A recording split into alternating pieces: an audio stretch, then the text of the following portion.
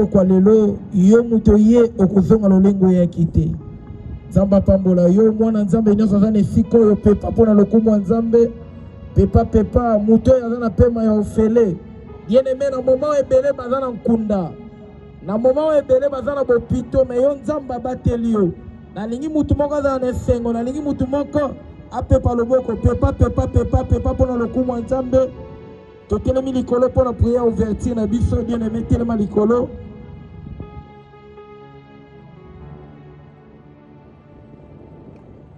Père très fait, nous sommes reconnaissants infiniment à Bolamu na yo. Merci pour la présence na yo. Merci pour la assistance na yo. Yahweh totiki moment entre tes saintes mains. Il est écrit là où des trois se réunissent, tu es là au milieu d'eux. Seigneur Jésus, tu as une présence dans les sikao. Tu as une puissance et nyonso. Tu as une force et nyonso maléfique et zala étouffé dans le nom de Jésus. Si tu as été dans la soirée, yo zala papa, biso to zala bana. Na kombo ya Nzambe ya Matthieu Fiona Lenge et nous avons ici prié. Amen. Amen. Oui, bien aimé, beta maboko. Alléluia. Tolingi to bandana yanga ni na biso. Tongumbi ni tu na biso bisika tozali. Nalingi pambo na Nzambo. Bibili bazangi pema. Metela bolingo Yesu. Apesi yo makasi. Apesi yo pema. Bando kumisa ye. Yebisa ya za kitoko. Aza bolingo. Bando kumisa Nzambe. Yesu yo yaki. Oyaki kobundelanga. Jésus na tumbola yo ndenge nini. Yesu na kumisa yo ndenge nini. Yesu bolemo lekebele. Oyo zosala lekebele. Jésus tikanga na tumbola yo. Yesu tika biso tokumisa yo. Obongwa na kate. Tozala papa mosusu te kata yo. Yesu soki tokumisi yo toke kokumisa nani. Yo nde papa na biso. Yo nde nyonso mpo na biso. Jésus tika biso tokumisa yo. Elobeza yo. Jova. Kumama na yo. Mosantu na Israel. Yesu ya bongo na kate.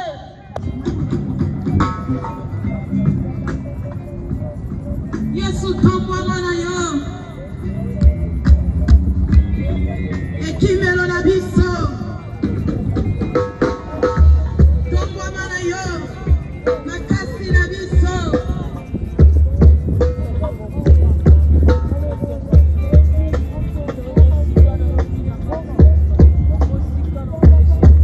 Yesu tomwama na yo. Elonge yango tozotombola yo. Nzamba Bible. Natango na linyo bondela. Pesa Nzambe vina yo. Loba Yesu yaka na vina nga. Yesu yako salela nga. Yesu yako soutenir nga.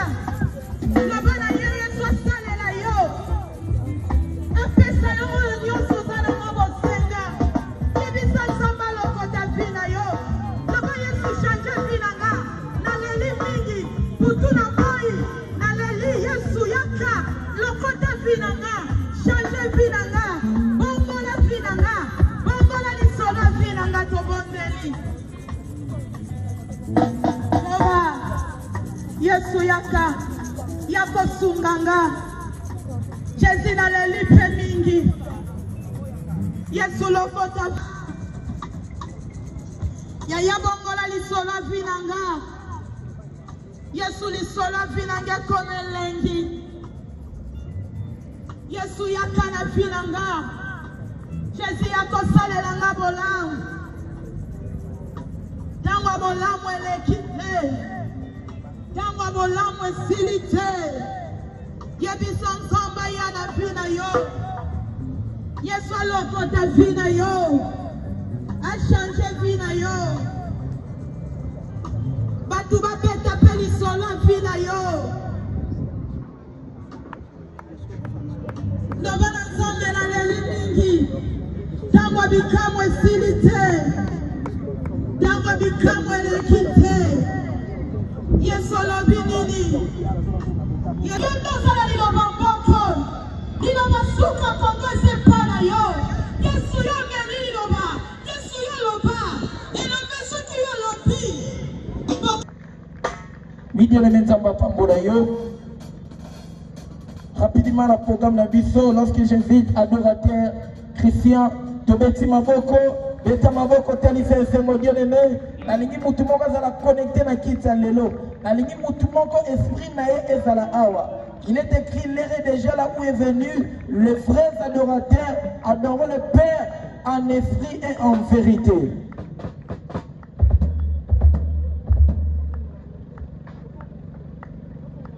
Le Seigneur.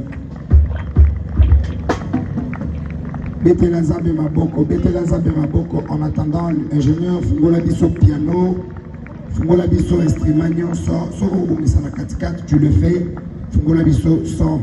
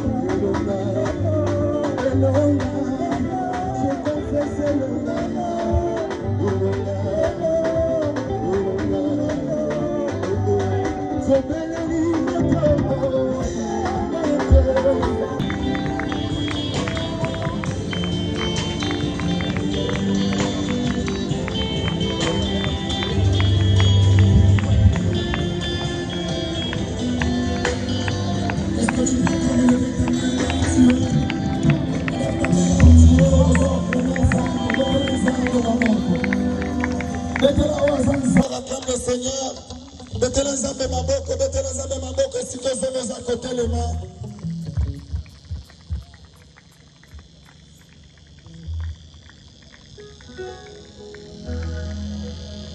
Yesu mwana Nzambe, Momoizela.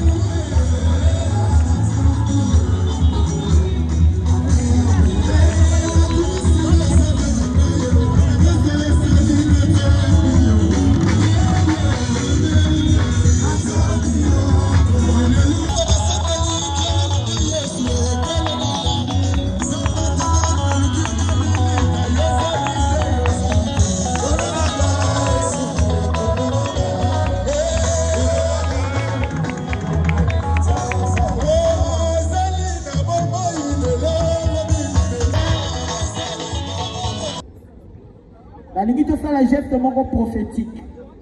Tozobandaka kobeta maboko, tozopousser bakri de joie, tozobeta mololo, nalingi bato basentir ke ezali na terrain moko, bana nzambe moko basangani mpo baadore nzambe moko.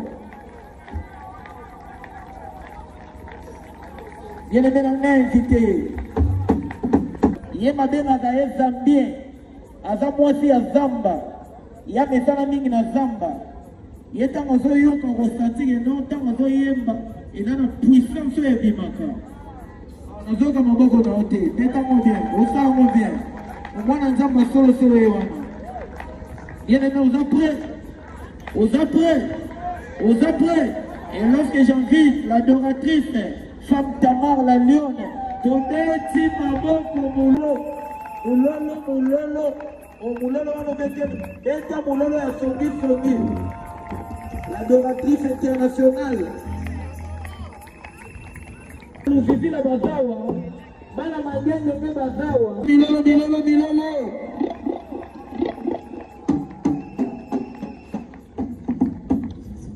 Attention, les hommes à la montée de Okumisa Banzamba. Obina sepelaka. Namakambo moko eleki na kati ya Bible. Yesu ayebisi ba disciple to katisa mai to voyager. Okende na ngambo mosusu na kanisa kitango baokende na ngambo mosusu wana eza mpona kosauve partenaire me na sutuki ti Yesu aokatisa ariske voyage eza mpona kobikisa moto aliboma moko. nalingi nayebiso bien aimé bakampagne ya boromona bato badepense me nzambe aza na besoin abondisa to aguérir motema ka moko. Bien-aimé, soit déplacé dans ma disciple. Non, le babou et le temps, c'est la maçon, ingénieur, s'il vous plaît. Ah, Jésus.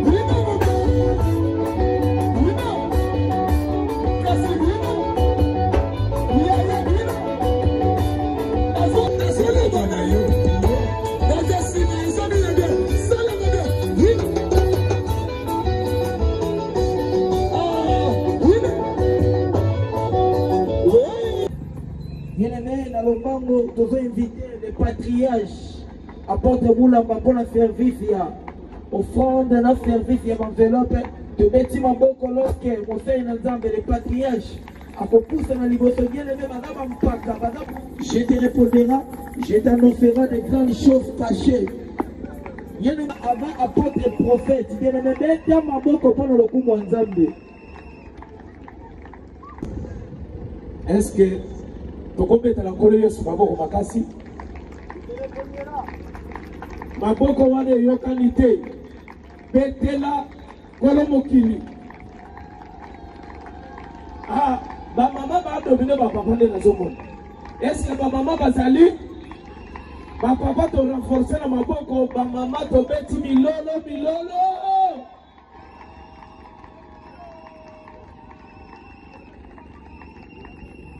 papa baleki ba maman. Verset 5. L'oiseau tombe-t-il dans le filet qui est à terre sans qu'il y ait un piège? Ndeke. Est-ce qu'à quoi il y a un filet dans ma belle? Ce qui va tirer le motambo te. Le filet s'élève-t-il de terre sans qu'il y ait rien de pris? Filet où est ça la mabele?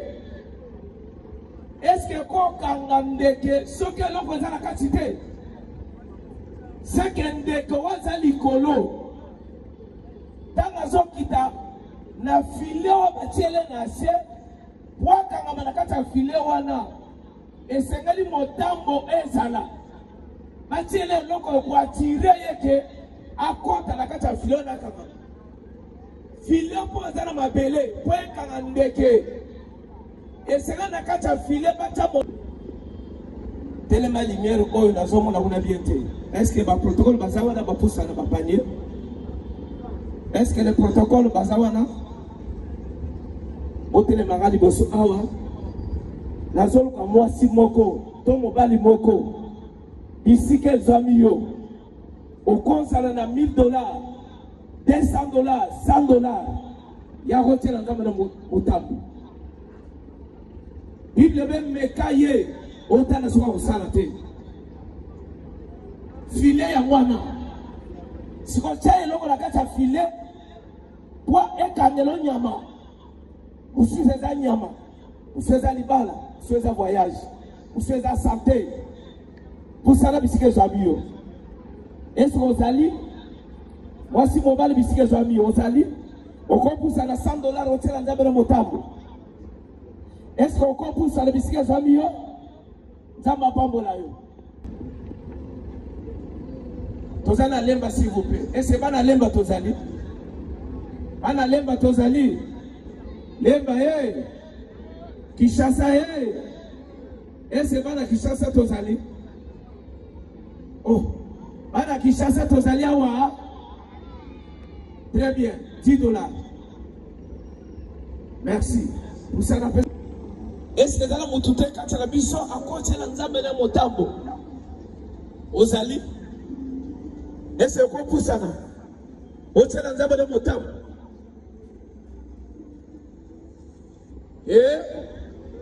ko financer musala Nzambe ote ya solo penza na kamwe okota kosera wenge opesa yaya mibale mama Nzambe mona mibale mama combien mibale mama.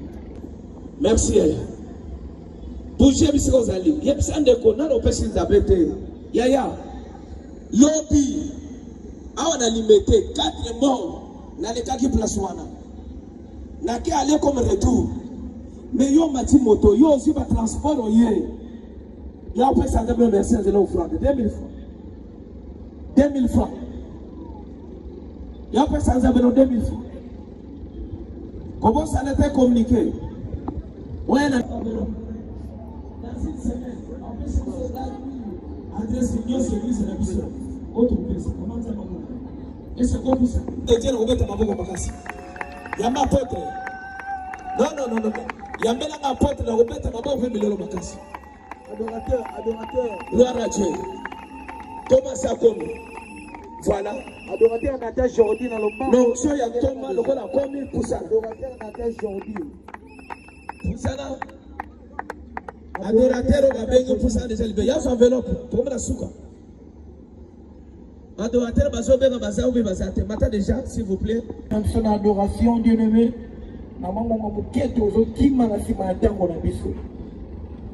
Alléluia. Est-ce que vous pouvez mettre la Jésus? Aye awapona ni ndema oyo siye soka.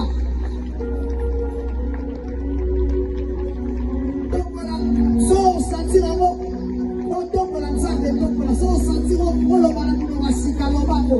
Mais alingi présence ya nzambe eza na esika oyo e affecté yo. Tu es le Père de tous ceux qui ont le Fils.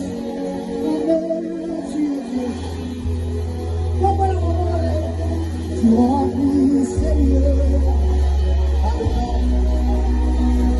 Comme la maman de sa mère, comme sa ça nous va bien, ça nous va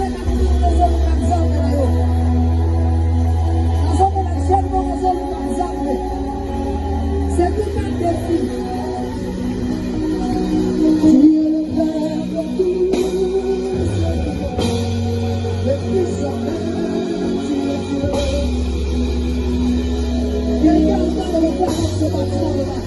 Je sens fortement la présence de Dieu.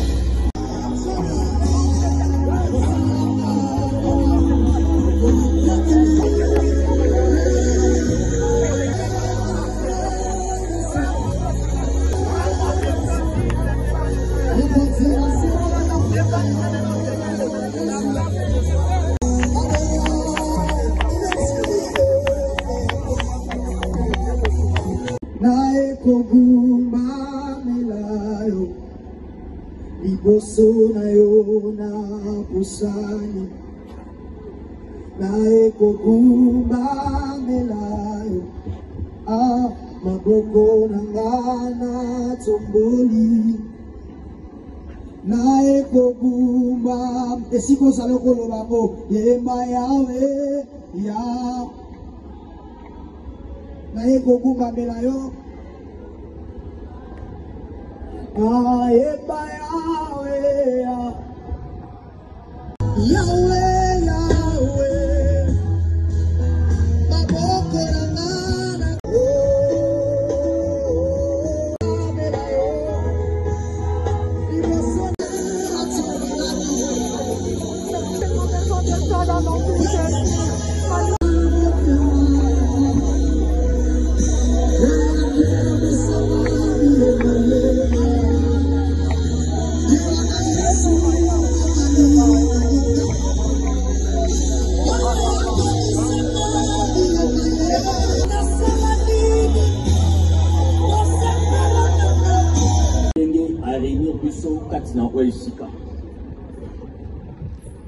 na baebele peut-être bakozala étonné l'apôtre Matthieu Sion Alenge oyo azali hôte ya milulu ya lelo. Au départ c'est mon fils biologique, deuxièmement il est mon fils spirituel.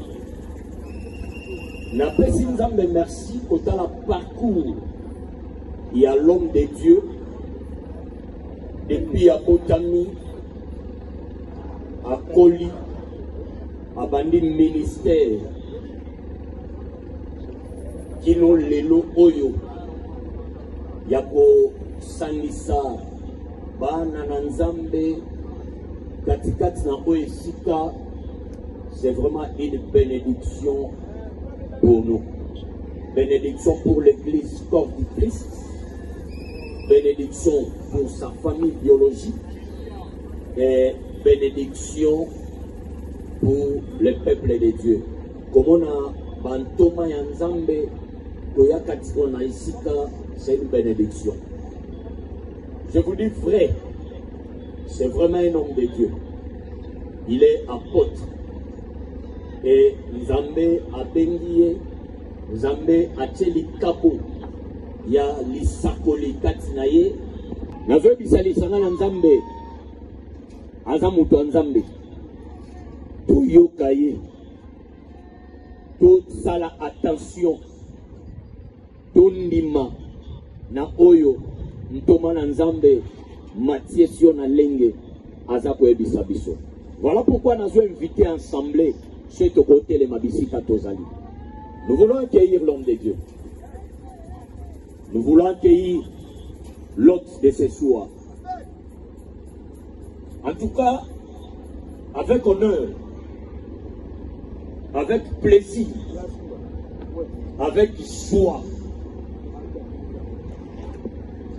Nalingito Yamba, Mutuna Nzambe. Il est apôtre de Dieu. Est-ce que Bana Nzambe Bokoiko Sumangai, Poto Yamba, Munoko Oyo, Nzambe a péché biso. Est-ce que vous permettez de Yamba? Togoyemba, Nse Momo, Nasepela Koyemba Ngoming. Il est le roi des rois, le Seigneur des seigneurs.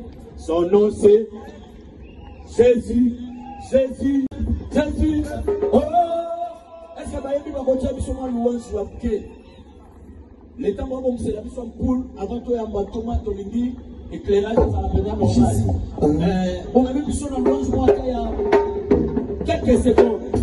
Quelques secondes. Est-ce que tu as un symbole? Il va t'en entendre, alléluia.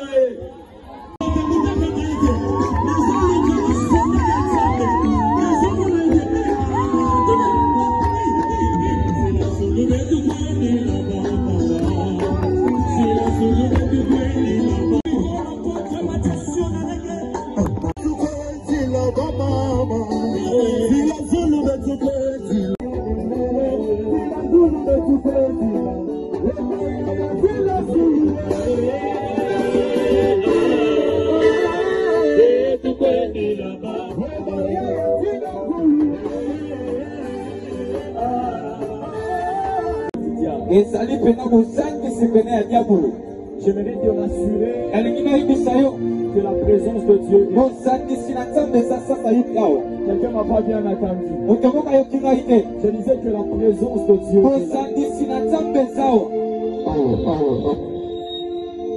Lorsque Moïse avait dû le faire, c'est que plusieurs ne savaient pas que Moïse était impacté par le feu. Il y avait une lumière qui venait du feu pour impacter la vie de Moïse. Ce soir, nous sommes venus rencontrer le feu. Voilà pourquoi je te dis, allumez la lumière de ta lampe.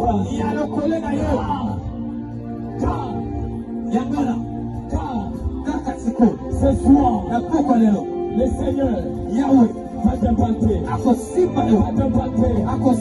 Elle est bien ta lampe. Je ne sais pas pourquoi tu caches ton téléphone. Il est quelqu'un bien son téléphone. La lumière que je suis en train de voir en ces lieux, c'est l'épanouissement de ta fille. C'est la lumière qui va t'accompagner. Gloire à Jésus. Rapidement, nous allons lire la parole de Dieu. La parole de Dieu. Donne-moi ton micro, c'est plus fort. Gloire à Dieu. Isaïe chapitre 62. Isaïe 62. Isaïe chapitre 62. Le verset 1. La Bible déclare. Est-ce que vous m'entendez très bien? Pardon? Je prends ça. Ça va? Est-ce qu'on peut l'honorer et là où il est? Alléluia, amen. Même si je ne suis pas dans sa vision, mais je l'aime beaucoup et il m'aime beaucoup. Alléluia. Amen. Alléluia. Amen. Voilà, je vais encore rapidement remercier les hommes de Dieu qui sont là. Et ce sont des pères de cette nation. Alléluia. Et ils ont crié à mon ministère. Ils ont accepté de me présenter dans leurs assemblées. Alléluia. Amen. Et ce n'est pas vraiment facile dans nos jours. Je les remercie. Le révérend apôtre Moulamba. Il est là. Est-ce qu'on peut acclamer Jésus? Alléluia. Amen. Et je vais aussi remercier l'apôtre Alberto Moudier. Jésus. Alléluia. Amen. Que le Seigneur soit glorifié. Vraiment bien aimé dans le Seigneur. Je bénis la vie. Je bénis la vie de la personne qui me conseille. Et vous savez, dans la vie, si tu n'as pas quelqu'un pour te donner des conseils, tu ne peux jamais avancer. Alléluia. Tu dois avoir quelqu'un pour te donner des conseils et t'aider. Alléluia. Là, je parle de ma mère biologique, la prophétesse Déborah. Elle n'est pas ici mais à Brazzaville. Est-ce qu'on peut acclamer pour sa vie, on aurait la vie de maman de l'apôtre. Alléluia. Amen. Vraiment que le Seigneur vous bénisse en mode d'amour. Et je bénis aussi la vie de toutes ces personnes qui sont là chaque jour. Près de moi. Alléluia. Amen. Il s'agit des mamans de l'église Prince de Paix. Le Seigneur m'a envoyé des mamans qui sont là pour me soutenir. Si ces mamans n'étaient pas là dans mon ministère, peut-être que je n'allais pas avoir la force de prêcher.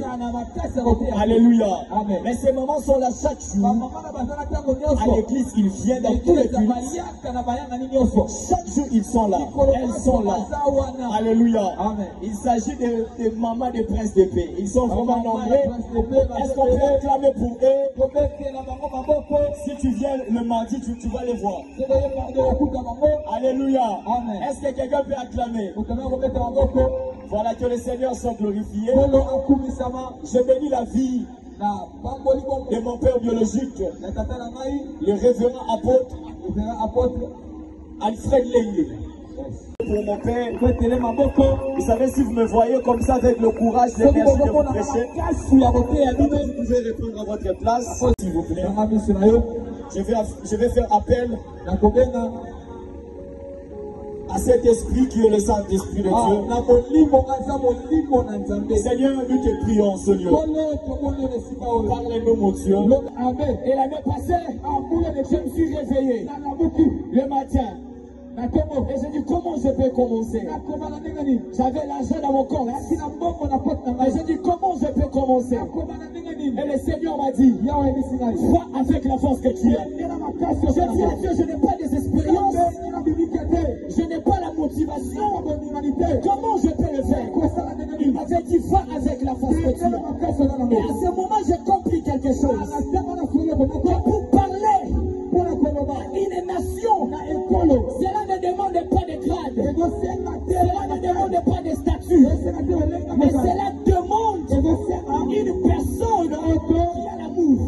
Lorsque tu as l'amour pour ta nation, tu parleras pour ta nation.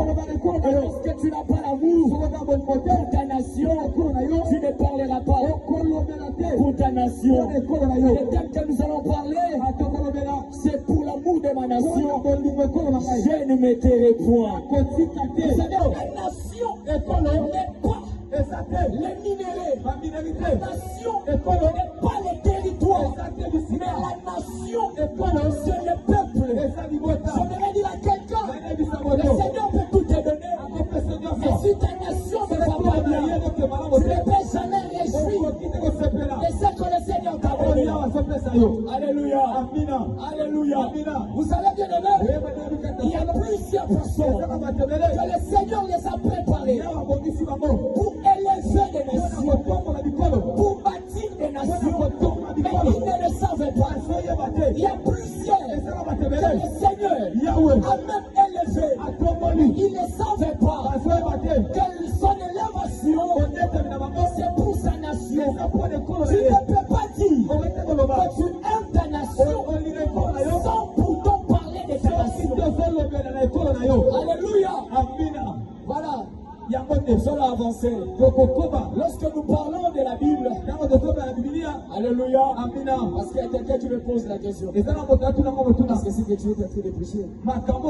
Et dans la Bible, alléluia, avec te donner cette grâce de quitter cette nation. Lorsque tu partiras, n'oublie pas que tu es une nation. Alléluia. Tu peux aller en Amérique, ce n'est pas un péché. Tu peux aller en Europe, ce n'est pas un péché. Il faut savoir que ça c'est ta nation. Ça c'est ta nation. Le Seigneur t'a donné cette terre pour dominer. Ne laissez pas les serpents dominer. Vous savez, il y a plusieurs personnes qui sont en train de laisser le Congo. Ne laissez pas le Congo. Le Congo n'est pas pour un président. Le Congo n'est pas pour un ministre. Le Congo n'est pas pour un député. Mais le Congo c'est pour toi. Alléluia. Je ne vais dire à une personne. Qu'est-ce que le Seigneur t'a donné? C'est le Congo. La terre que le Seigneur t'a donnée, c'est le Congo. C'est dans cette terre que tu feras ton élévation. C'est dans cette terre que tu verras ton épanouissement. Il y a quelque chose qui empêche le réveil. Parce que il y a plusieurs qui ont le soif de soutenir, d'aider leur nation. Mais ils sont enveloppés, mais ils sont barricadés, ils sont limités par la puissance satanique. Et tu commenceras à parler. Nous avons appris aux enfants de Dieu de briser des hôtels. Et on n'a pas appris aux enfants de Dieu de prier pour nos nations. Moïse, que nous prêchons chaque jour à sauver sa nation. Je vais dire à quelqu'un, les choses qui n'existaient pas, les choses qui n'existaient pas dans ta nation commenceront à exister à partir de toi. Amen. Je vais dire à quelqu'un qui a un projet de bâtir des orphelinats, des travaux, de construire des écoles. Laisse-moi te dire, l'option de Dieu te donnera ce que tu as besoin pour le faire. Il y a celui qui me dit Amen, que cette option tombe sur toi. Tu n'as pas compris. Je disais à celui qui me dit Amen, que cette option tombe sur toi. Que Dieu te l'aide dans cette nation. Je dis que Dieu te l'aide dans cette nation. Même si tu es au Canada, tu es en Haïti, au Cameroun, que Dieu te l'aide dans ta nation. Je vais dire à quelqu'un, le temps est arrivé que nous présentons le Dieu de ce monde. Il n'est pas le Dieu de Alléluia, Amen. Il n'est pas le Dieu du mariage. Il n'est pas le Dieu de l'argent. Il n'est pas le Dieu de je ne sais pas ce que tu dis. Mais il est le Dieu des nations. Il est le Dieu des nations. Arrêtons de limiter Dieu. Arrêtons de limiter Dieu. Présentons Dieu au monde. Je vais dire à quelqu'un, si le président de ta nation te voit pas, dis pour ta nation. Je vais dire à quelqu'un, c'est le temps de s'élever pour arrêter la troisième guerre mondiale. Il y a des nations qui combattent d'autres nations et ils sont cachés derrière d'autres nations. Je vous dis les choses vraies. Il y a d'autres nations qui combattent d'autres nations et derrière d'autres nations. Laisse-moi te dire une chose, c'est parce que toi tu ne peux pas. Écoutez, la force d'une nation n'est pas l'armée. La force d'une nation n'est pas les missiles. Mais la force d'une nation, c'est l'amour. C'est l'amour. C'est l'amour. Je disais, la force d'une nation, c'est l'amour. L'onction Et pourquoi? Le surnaturel. En réalité, pense que ce que le Seigneur les a donnés, c'est pour eux-mêmes. Mais en réalité, tout ce que Dieu donne à une personne, c'est pour des générations. L'homme était capable de posséder toute une bénédiction de Dieu. L'homme était capable de posséder toute une richesse de Dieu. Mais Dieu donne à une personne la bénédiction générationnelle. Je vais dire à quelqu'un au Seigneur, le Seigneur t'a placé au combat pour apporter quelque chose au monde. Je vais dire à quelqu'un, tu as une bénédiction que Dieu t'a donnée pour cette nation. Il est temps de penser que tu es. Le Seigneur n'a pas visité Moïse lorsque Moïse était dans la maison de Pharaon. Et le Seigneur a visité Moïse lorsque Moïse avait rien. Je parle à quelqu'un qui est en train de dire, je n'ai pas de voiture, je n'ai pas de maison, personne ne me connaît, personne m'attend. Je vais te dire, c'est toi qui apporteras le changement dans ces nations. C'est toi qui apporteras la transformation dans cette nation. Je vais dire à quelqu'un, le temps est arrivé que nous voyons des travail, que nous voyons des bons travail dans cette nation. On ne peut pas prier et prier avec la souffrance. On ne peut pas chercher Dieu et continuer à souffrir. Écoutez, Dieu n'est pas un Dieu qui se limite à l'église. Nous devons amener le Seigneur dans le monde. Ils ont pris les territoires, mais ils n'ont pas pris les nations. Il y a un grand revers. Il a commencé au Congo. Le Seigneur va tout donner. Il y a des prophètes, des vrais prophètes qui vont s'élever et parler pour cette nation. Et les choses vont s'accomplir. Je vois des prophètes, je vois des ministères, je vois des apôtres, des ministères, des évangélistes, les postes de députés, c'est aussi pour nous les enfants de Dieu. C'est aussi pour nous les enfants de Dieu. Je vais dire à quelqu'un, ne limitez pas tes pensées. Regarde où Dieu te voit. Très loin. Dieu ne te regarde pas maintenant. Dieu te regarde quelque part.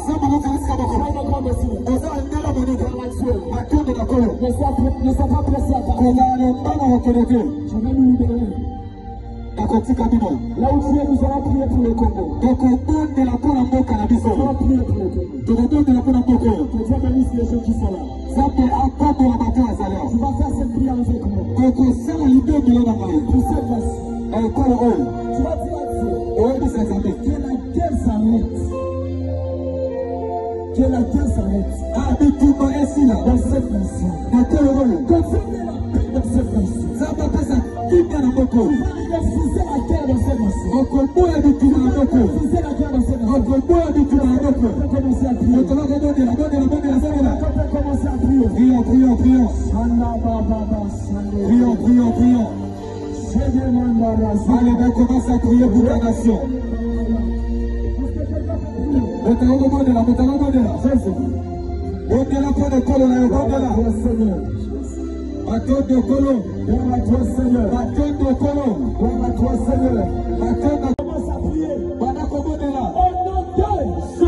Avant que j'appelle le vainqueur, Jean-Claude de Kayembe, je prie pour la nation. Je vais dire que je vais prier pour un groupe de gens. Tu sais, lorsque tu n'es pas sauvé, tu ne peux pas apporter le réveil de ta nation. Tu ne peux pas changer ta nation. Je vais dire à quelqu'un, tu as l'appel. Tu as une grande destinée. Le problème, tu sais que tu n'as pas encore donné ta vie en Jésus. Je vais prier pour toi.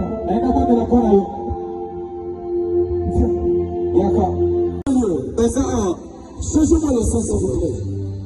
Donnez-moi un son prophétique. Troisième catégorie. De ce passant, qui sont malades. Tu es malade. Viens, je vais prier pour toi. Donnez-moi un bon sens, s'il vous plaît.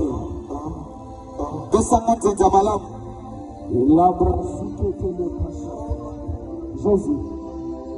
Jésus. Rajoute que pas Ziza. Jésus. Est-ce qu'on peut acclamer Jésus? Est-ce qu'on peut acclamer Jésus?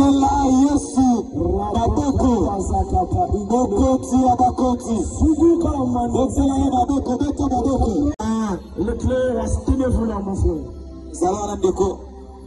J'attends de toi. J'attends de toi. Je disais pendant que je acclame le Seigneur. Il y a quelque chose qui va se passer. Ça va finir maintenant. Ça va finir maintenant.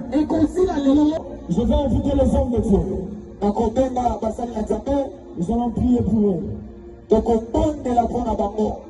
Les personnes qui sont là. Que Dieu leur donne la capacité. Nous allons dire ceci à Dieu.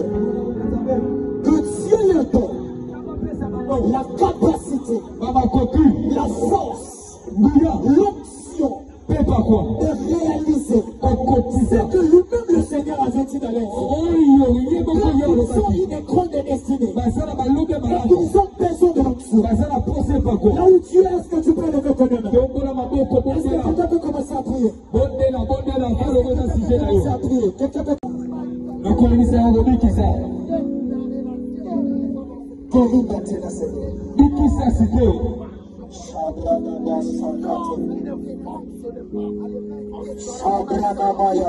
Est-ce que quelqu'un peut commencer à prier?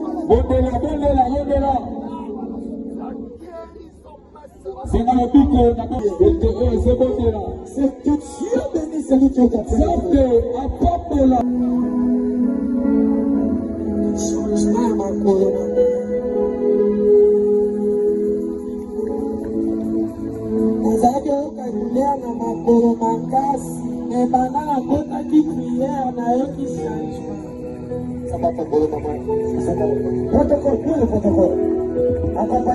est-ce que tu as... Mettez la colonne à Boko.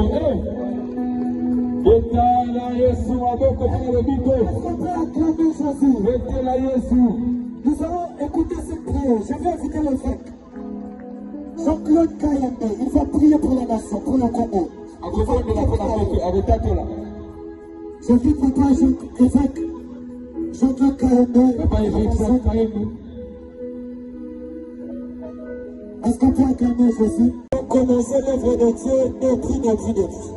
Nous sommes le Père de cette nation. Alléluia. Nous allons écouter sa prière pour cette nation. Que Dieu soit loué. Je laisse la place pour nous. D'accord?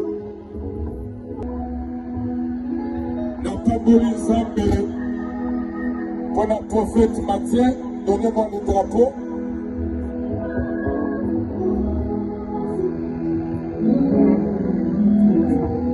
Maintenant, nous sommes pas dans le colo. Pour quelques années qu'on vivre déjà, Joël. Yawa Telemisi, Génération et Yassika. Oyo, réfléchir, genoux dans ma côté de Mosso Yabale.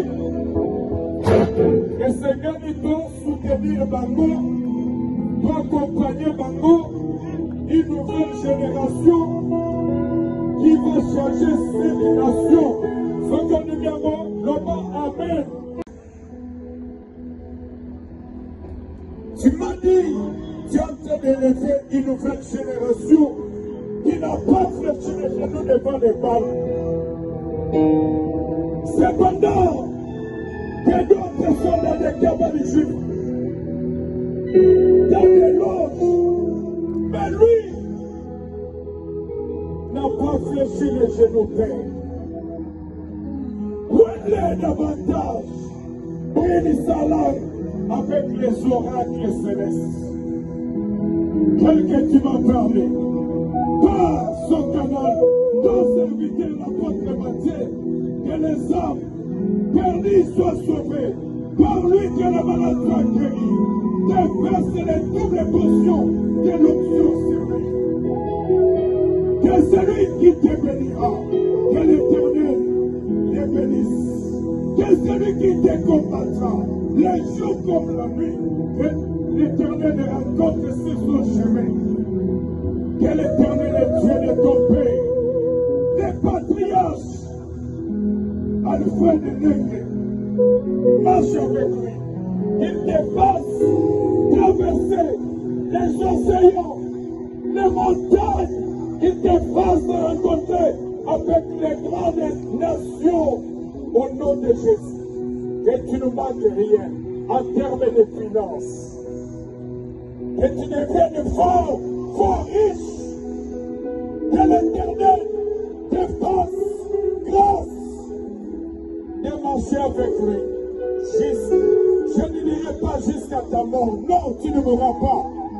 Jusqu'à ce que tu seras enlevé. Et cela au nom de Jésus-Christ. Amen.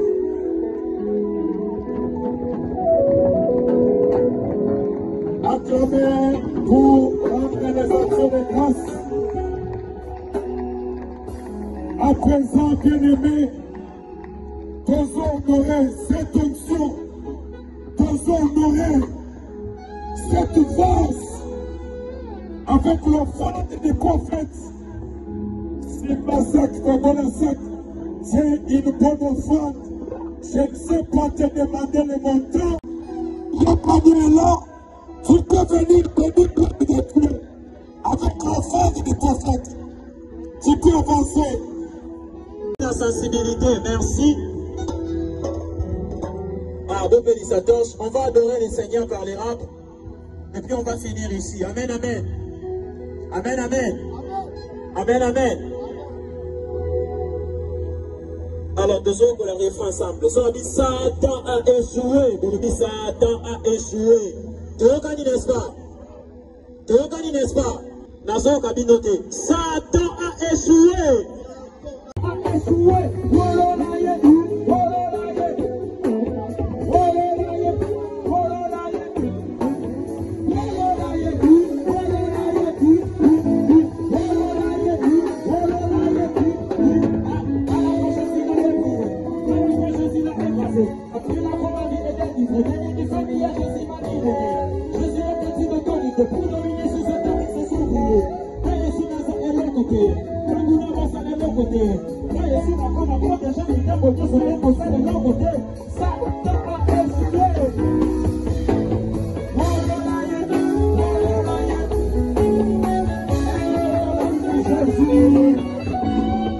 Les saints d'Israël,